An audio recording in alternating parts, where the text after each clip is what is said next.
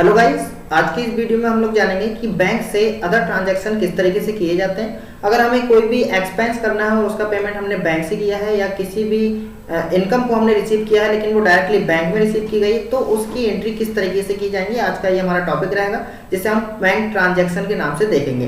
पिछली वीडियो में मैंने बता दिया था कि बैंक की एंट्री हमारी कॉन्ट्रा में होती है और कौन सी एंट्री का क्या लेजर रहेगा, वो सारी चीजें बता दी थी। अगर आपने बैंक का पार्ट 1 अब तक नहीं देखा है तो पहले आप बैंक का पार्ट 1 देख लीजिए, तभी ये एंट्री आपको समझ में आएगी।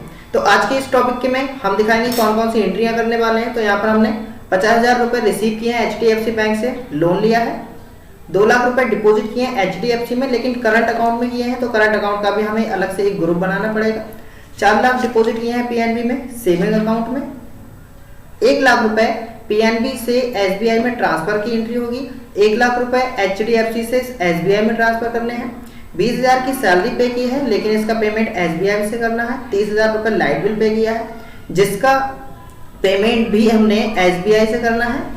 और 23,000 रुपए के बिल्डिंग रेंट रिसीव करना है, जो कि डायरेक्ट हमारा PNB में रिसीव होगा।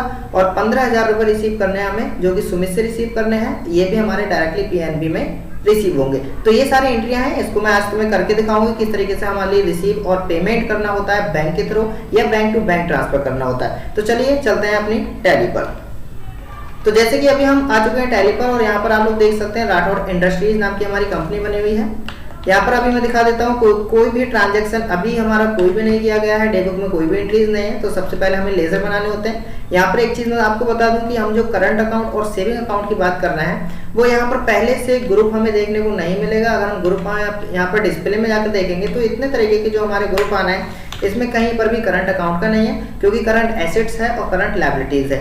इसी तरीके से अगर मैं सेविंग की बात करूं तो सेल्स अकाउंट है यहाँ पर, लेकिन सेविंग अकाउंट कोई भी नहीं है। तो पहले हमारे लिए ग्रुप को क्रिएट करना पड़ेगा, जिसमें हम करंट अकाउंट और सेविंग अकाउंट की एंट्रीज को कर सकें।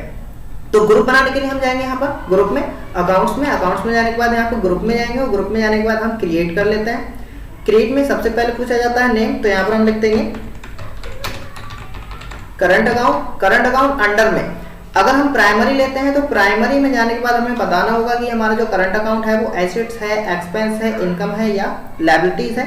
लेकिन ऐसा हमें कोई मतलब नहीं है। हमारा जो करंट अकाउंट है वो बैंक अकाउंट से रिलेटेड है, और बैंक अकाउंट जो है वो एसेट्स के अंदर रखा जाता है। तो बैंक अकाउंट पहले से इसमें ग्रुप बना हुआ मिल जाता है, इसको हम सिलेक्ट कर लेते हैं बैंक अकाउंट को। तो बैंक अकाउंट के नीचे करंट एसेट्स लिखकर आ रहा है, इससे पता लग जाता है कि बैंक अकाउंट बाय डिफॉल्ट हमारा करंट एसेट्स के अंदर में रखा जाएगा। तो बैंक अकाउंट को सिलेक्ट करने के बाद हम इसको एक्सेप्ट कर लेंगे। सेम कंडीशन रहेगी हमारे पास सेविंग अकाउंट को बनाने के लिए। तो सेविंग अकाउंट में हमारा बैंक अकाउंट में रहेगा करंट एसेट्स के अंदर, और सीधे इसके लिए कर देंगे हम एक्सेप्ट। तो एक बार चलिए हम चेक कर लेते हैं डिस्प्ले में जाकर कि हमारे ये 2 बने हैं या नहीं बने हैं। तो यहाँ पर मैंने लिखा है करंट अकाउंट, तो देख सकते हैं करंट अकाउंट यहाँ पर आ चुका है। और इसी तरीके से अगर हम चेक करेंगे सेविंग अकाउंट के लिए, तो सेविंग अकाउंट भी आ चुका है। अभी हमें बनाने होते हैं लेजर। तो अकाउंट्स में जाकर हम लेजर बना लेते हैं। पहला लेजर हमारा रहेगा, मल्टीपल में बनाकर दिखा देता हूँ। तो पहला लेजर हमारा रहेगा, मैं अपने नाम से बना लेता हूँ, जो कि कैपिटल अकाउंट रहेगा हमारे पास। कैपिटल अकाउंट जो कि अंडर में रखेंगे हम इसके लिए कैपिटल अकाउंट। दूसरी बार में था 50,000 रिसीव किए हैं लोन HDFC से, तो उसके लिए हम बनाएंगे यहाँ पर HDFC बैंक अकाउंट, और क्योंकि लोन है तो इस लोन को हम रखते हैं बैंक OD के अंदर।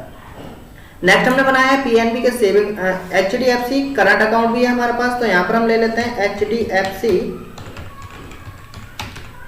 करंट अकाउंट, जो कि हमारा रहेगा ये करंट अकाउंट के अंडर में। तो यहाँ पर हमने करंट अकाउंट के लिए सिलेक्ट किया हुआ है HDFC बैंक करंट अकाउंट में आ जाएगा हमारे पास। नेक्स्ट आएगा PNB के सेविंग अकाउंट में, तो यहाँ पर लिखेंगे हम PNB सेविंग अकाउंट, जो कि अंडर में रहेगा हमारे पास सेविंग अकाउंट में। नेक्स्ट हमने ट्रांसफर किए हैं PNB से SBI में। PNB का हमारा बन चुका है, तो सिर्फ हम SBI बैंक अकाउंट बनाएंगे, और जो कि हमारा करंट या सेविंग यहाँ पर नहीं बताया गया है, इसलिए हम इसके लिए डायरेक्टली रखेंगे बैंक अकाउंट के अंडर में। नेक्स्ट है HDFC से सेविंग अकाउंट में ट्रांसफर, HDFC से SBI में ट्रांसफर किए हैं। तो HDFC का और SBI का बन चुका है लेजर, तो दोबारा से नहीं बनाना होगा। नेक्स्ट हमारे पास आता है सैलरी पे अकाउंट। सैलरी पे क्योंकि हम लोग जान चुके हैं एक्सपेंस की वीडियो में, ये हमारा इनडायरेक्ट एक्सपेंस के अंदर आता है। नेक्स्ट हमने लाइट बिल का पेमेंट किया है, लाइट बिल भी हमारा इनडायरेक्ट एक्सपेंस के अंदर रखा जाएगा। नेक्स्ट हमने बिल्डिंग रेंट को रिसीव किया है, तो बिल्डिंग रेंट रिसीव अकाउंट हमारा इनडायरेक्ट इनकम में रहेगा, जिसके लिए हमें सीधे बैंक में रिसीव करना है। बाकी हमने सुमित से क्योंकि पैसे को रिसीव किया है, तो सुमित अकाउंट जो है ये रहेंगे हमारे सन्ड्री क्रेडिटर, जिससे भी कंपनी रिसीव करती है वो क्रेडिटर्स रहते हैं। आज हमारी एंट्री में 9 लेजर है, जिसको हमने एक्सेप्ट कर लिया है। चलिए एक बार हम डिस्प्ले में आकर देख सकते हैं। एक हमारा अभी से कैपिटल अकाउंट है, जिसमें हम बिजनेस को स्टार्ट करने वाले हैं। बिल्डिंग रेंट है एचडीएफसी का बैंक करंट अकाउंट में है हमारे पास।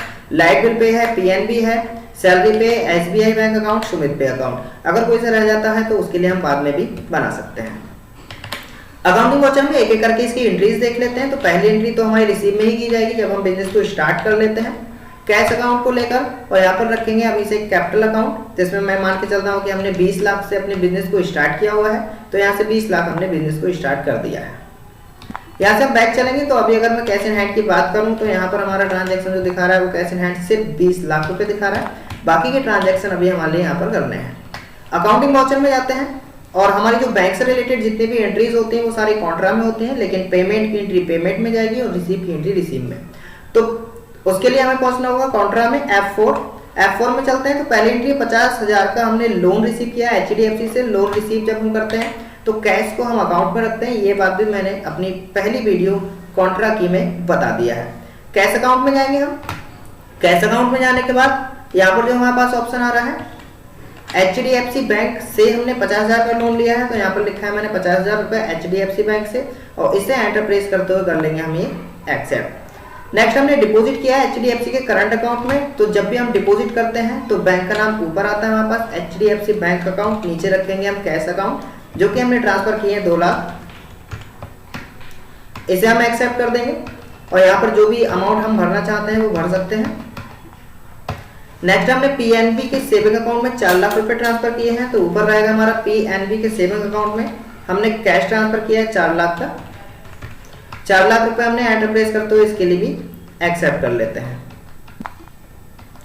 नेक्स्ट हमने ट्रांसफर किए पीएनबी से एसबीआई में। तो जब हम ट्रांसफर करते हैं तो जिसमें ट्रांसफर हो रहा है उसका बैंक का नाम ऊपर आएगा, यानी एसबीआई बैंक अकाउंट, और ट्रांसफर किया जा रहा है पीएनबी से। तो पीएनबी को मैंने सिलेक्ट किया और यहाँ पर जो ट्रांजेक्शन हो रहा है वो 1 लाख का हो रहा है, तो यहाँ से मैंने एसबीआई में 1 लाख रख दिया है। और साथ में मैंने एसबीआई में दूसरी बैंक से भी ट्रांसफर किए हैं जो कि हमारी एचडीएफसी बैंक अकाउंट है। तो यहाँ से भी हम एचडीएफसी का जो सेविंग अकाउंट है, एचडीएफसी का करंट अकाउंट सॉरी, इसमें भी हम इसमें जमा कर देते हैं। इससे हमने ट्रांसफर किए 1 लाख। तो टोटल हमने एसबीआई में पीएनबी से और एचडीएफसी से 1-1 लाख रुपए ट्रांसफर किए हैं और एसबीआई में हमारे जा रहे हैं 2 लाख रुपए। नेक्स्ट हमने जो किया है ये रहेगा, हमने सैलरी पेमेंट की है एसबीआई से। तो पेमेंट के लिए हम पहुंचेंगे, पेमेंट में F5 प्रेस करोगे, लेकिन यहाँ पर अब तक जो हम लोग कैश सिलेक्ट कर रहे थे इसकी जगह पर आएगा बैंक का नाम, क्योंकि इसका हमने जो पेमेंट है वो एसबीआई से किया है। तो एसबीआई को हम सिलेक्ट करेंगे और नीचे लिखेंगे हम किसका पेमेंट कर रहे हैं, सैलरी पेमेंट। सैलरी का पेमेंट जो है वो 20,000 रुपए है। 20,000 का हमने पेमेंट कर दिया है एसबीआई से। दूसरा हमने लाइट बिल का भी पेमेंट एसबीआई से किया है, तो इसी में हम दूसरी एंट्री वो भी ले सकते हैं। लाइट बिल का पेमेंट है हमारा 30,000 रुपए। तो टोटल हमने 50,000 रुपए एसबीआई से ट्रांसफर कर दिए हैं। हमने एसबीआई में 1-1 लाख करके 2 लाख रुपए डाले थे और अभी हमने 50,000 रुपए का ट्रांजैक्शन कर दिया है। इसके हिसाब से हमारे एसबीआई में 1,50,000 रुपए यहाँ पर दिखाई देने चाहिए। ट्रायल बैलेंस में आकर एक बार हम चेक कर लेते हैं। यहाँ पर देख सकते हैं बैंक अकाउंट हमारे सामने आ रहा है, जिसमें से जो एसबीआई है उसमें 1,50,000 शो हो रहे हैं, मतलब कि हमारी सारी एंट्री अब तक ठीक है। यहाँ पे चलते हैं अकाउंटिंग वाउचर में। नेक्स्ट हमने बिल्डिंग रेंट को रिसीव किया है। जब भी हम रिसीव करेंगे तो पहुंचेंगे F6 में, यानी रिसीव कर लेते हैं, लेकिन रिसीव हमने किया है पीएनबी में। तो यहाँ से हम पीएनबी को सिलेक्ट कर लेंगे। पीएनबी को सिलेक्ट करने के बाद हमने क्या सिलेक्ट किया है, बिल्डिंग रेंट, जो कि रहेगा हमारे पास 23,000। नेक्स्ट हमने यहाँ पर रिसीव किया है सुमित से, तो यहीं पर मैं एंट्री कर लेता हूँ। रिसीव कर रहे हैं हम 15,000 रुपए।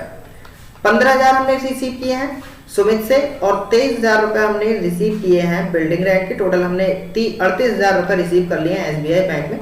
तो पहले हमारे पास पीएनबी बैंक में हमें रिसीव करना था, तो यहाँ पर हम ले लेते हैं पीएनबी बैंक। तो पीएनबी में हमने इन दोनों के लिए रिसीव कर लिया है और इसे कर देते हैं हम एक्सेप्ट। एक बार आप लोग अपनी भी एंट्री से चेक कर सकते हैं जो आपने स्क्रीनशॉट लिया होगा। यहाँ से बैक कर लेते हैं और बैक करने के बाद यहाँ पर आकर चेक कर लेते हैं। तो अभी हमारी ये सारी एंट्रीज हो चुकी है। यहाँ पर दिखाया जा रहा है जो हमारा लोन है वो 50,000 का है, कैश इन हैंड 14,50,000 रुपये आ रहा है और बैंक के अंदर ये सारे स्टेटमेंट्स होने लगते हैं, करंट अकाउंट, सेविंग अकाउंट और एसबीआई का। तो आज की एंट्री में हम लोगों ने देखा कि हम बैंक से अदर ट्रांजैक्शन किस तरीके से कर सकते हैं। बैंक से पेमेंट करना हो या बैंक में रिसीव करना हो या बैंक से बैंक ट्रांसफर करना हो, इतनी ही एंट्रीज होती हैं हमारी बैंक से रिलेटेड। बाकी जब मैं सेल परचेज बनाऊंगा तो उसमें दिखा दूंगा किस तरीके से बैंक का यूज़ करना है। तो आज की वीडियो के लिए इतना ही, मिलते हैं अगली वीडियो में।